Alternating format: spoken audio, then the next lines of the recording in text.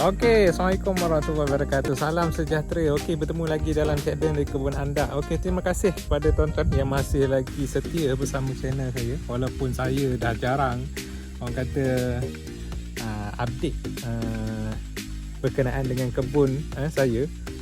Tapi sekarang ni alhamdulillah selepas penjagaan semula saya punya kebun ni, pokok-pokok saya dah kembali sihat, alhamdulillah dah berpucuk, dan saya jangkakan saya nak buat sekarang ni saya nak buat persediaan untuk pembuahan pada tahun 2025 ni. Saya harapkan pada bulan mungkin Februari ataupun Mac, jangkaan panas, dan juga saya jangkakan pokok saya yang bulan 2 ni genap kepada 5 tahun. Dan saya akan cuba buahkan ataupun lakukan SOP dalam menghasilkan buah terhadap pokok durian saya yang sekarang ni saya kira 5 tahun lah. 5 tahun. Bulan 2 nanti, bulan depan, bulan 2 nanti akan cukup dia umur 5 tahun. Okey tuan-tuan, hari ini saya berada di kebun. Saya nak tunjukkan kepada tuan-tuan, saya nak kongsikan kepada tuan-tuan. Oleh kerana pokok saya ni dia agak tinggi, lepas tu dia dah besar. Jadi saya sebelum ni saya guna yang tolak yang 50 liter tu. Jadi terlalu kerap saya bancuh. Sebab apa? Dia sekitar dalam dapat lebih kurang dalam 12 ataupun 13 pokok saja untuk yang kandungan racun yang 50 liter tu, bancuhan 50 liter. Dan juga pressure dia tak kuat lah. Jadi hari ni saya nak kongsikan kepada tuan-tuan, saya nak tunjukkan kepada tuan-tuan pump, power spray ataupun plugger pump untuk saya gunakan dalam semburan racun dan juga racun serangga terhadap pokok saya. Dan juga seperti yang saya beritahu tadi, saya dah nak buahkan pokok saya ni. Cuba untuk fasa pembuahan terhadap pokok saya ni, saya akan cuba masukkan folia untuk pembuahan lah. Jadi tuan-tuan, saya akan kongsikan kepada tuan-tuan apakah jenis pump yang saya gunakan, yang saya akan gunakan dalam kebun saya. Okey tuan-tuan. Okey, ni pump dia, plugger ni. Plugger pump ni tak besar. Dia hanya 6.5 HP saja. Dia nama Europe. Jadi pressure dia yang saya tengok rata-rata dia 4 bar ke, lebih kurang macam lah. Saya pun tak berapa faham. Jadi saya akan gunakan pump ni. Saya akan set up lah. Okey, saya akan set up pump ni. So untuk saya letakkan di tong ni lah. Okey, saya akan letakkan di tong ni. Jadi nanti saya akan buat rumah ataupun atap lah.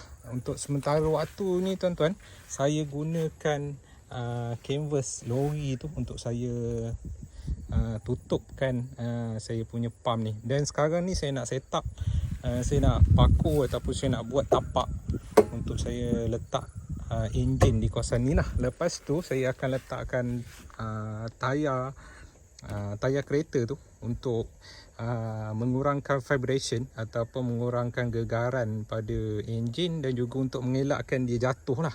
Kalau dia duduk di tempat rata ataupun permukaan yang keras, dia apabila bergegar dia akan bergerak dan dia akan jatuh lah. Okey, jadi okey tuan-tuan, ni pump yang saya akan guna. Saya belum test lagi secara jujurnya. Sebab apa? Saya malas test kat rumah. Sebab ini pun saya beli dalam Shopee. Saya malas test kat rumah sebab apa? Maklumlah kita berjiran ni. Saya tak nak bising lah. Jadi saya nak start ataupun buat percubaan. Saya harapkan tak ada masalah lah. Minyak pun saya dah letakkan. Saya dah letak sendiri minyak. Jadi saya akan cuba untuk, seperti sebelum, saya akan cuba untuk on pump ni.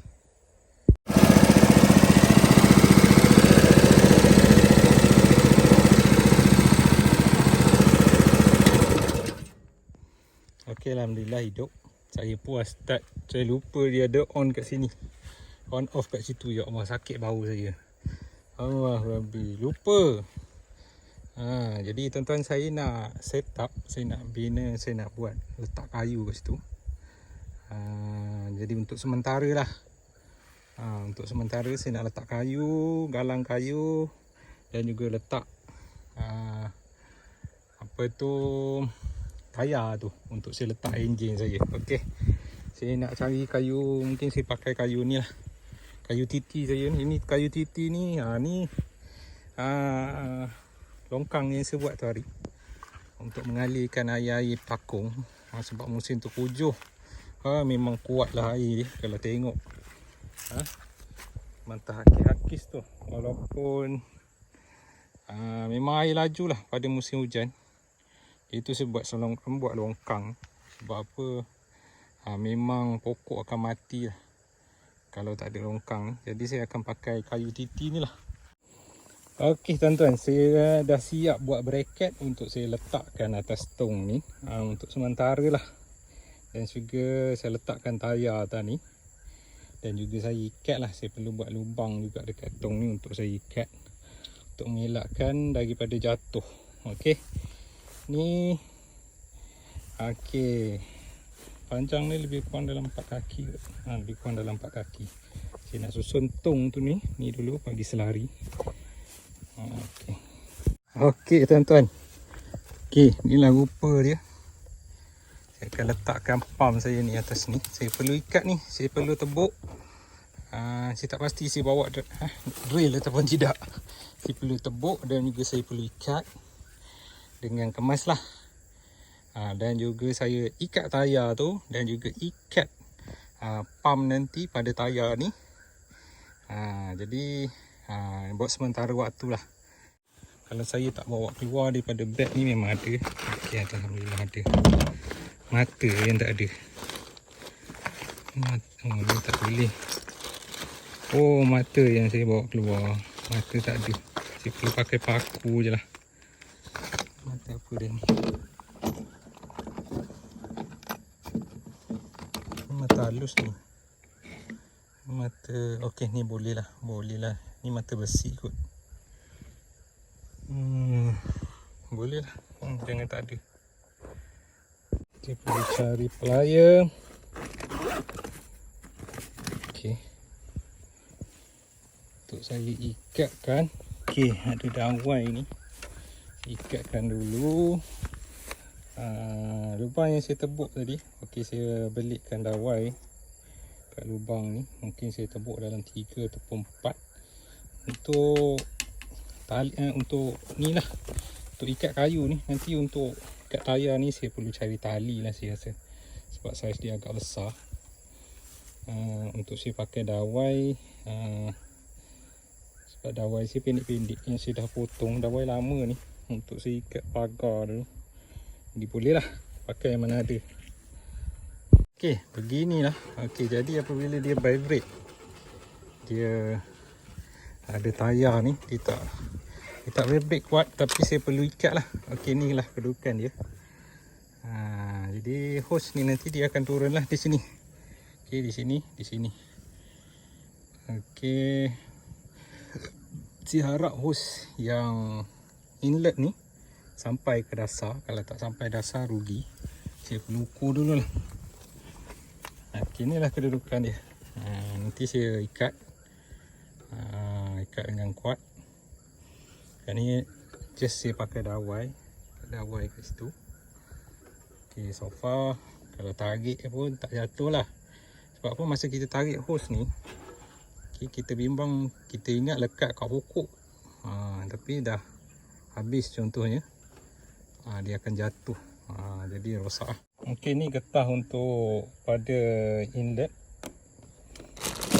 Dan juga getah-getah ni saya tak pasti.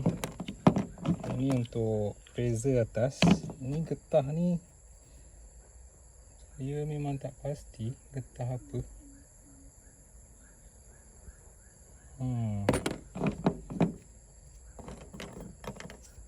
Sebab ni plastik. Ni plastik. Ni getah. Getah ni ke mungkin apa tu, untuk freezer bar dalam tu kot. Okay, jadi saya nak pasang getah ni dua. Satu yang inlet, satu outlet. Outlet yang overflow ni dia tak payah pakai getah pun okey, tapi kena pakai lah, takut dia memancut. Tapi kalau inlet ni memang kena pakai getah, kalau tidak freezer air tak naik. Dia kena letak di sini. Dia letak kat sini sebenarnya. Masuk kat sini. Okey. Okey, kasih rapat. Rapat je. Okey, dah rapat macam tu.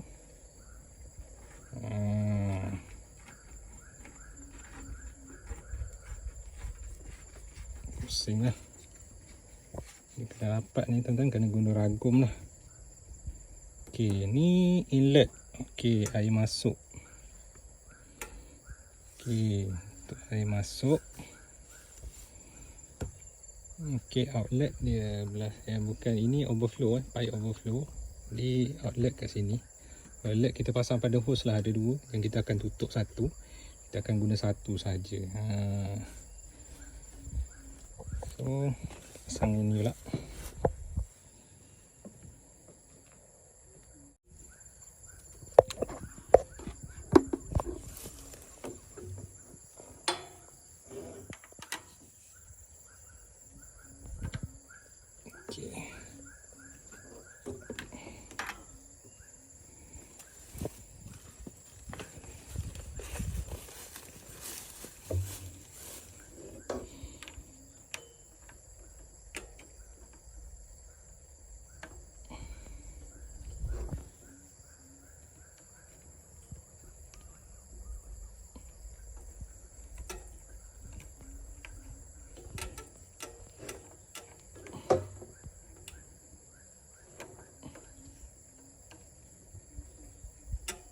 Okey, kena guna ragum lah tu. Okey,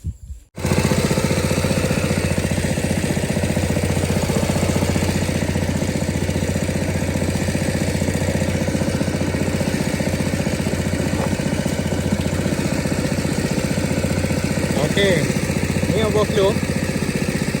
Kalau kita tutup top cock tu ataupun kita berhenti ke pump, overflow akan keluar kat sini. Oh, kita check.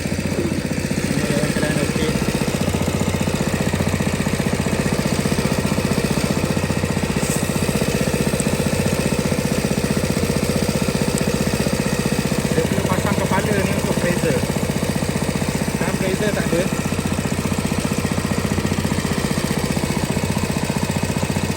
Kita pasang kepala ni.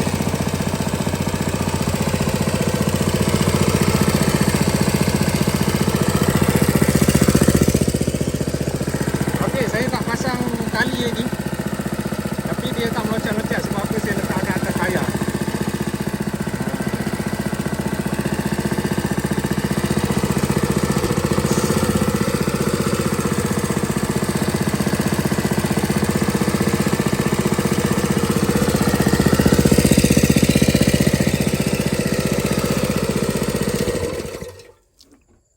Okey, alhamdulillah dia tak meloncat-loncat sebab apa, seperti saya beritahu.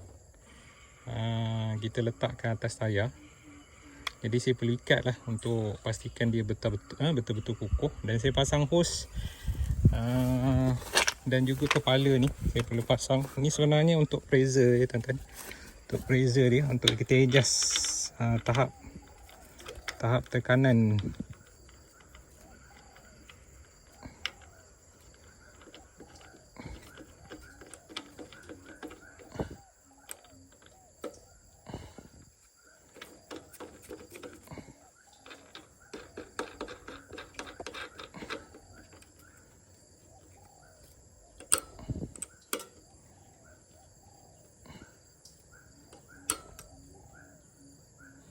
Okey, atas ni untuk keluarkan pressure, bawah ni untuk bagi press dia lah.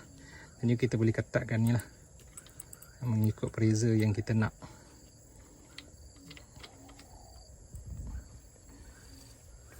Ni hose yang dia bagi, saya rasa ni 20 meter je. Jadi sebenarnya saya dah ada hose Sudah ada hose lain dan juga saya ada beli penyambung dia. Saya akan sambung lah. Okey, saya nak pergi ambil hose yang lama. Dan juga ada juga yang baru yang saya tak buka lagi. Saya dah beli lama, saya tak buka lagi. Okey, saya akan sambungkan lah dengan yang ni. Okey.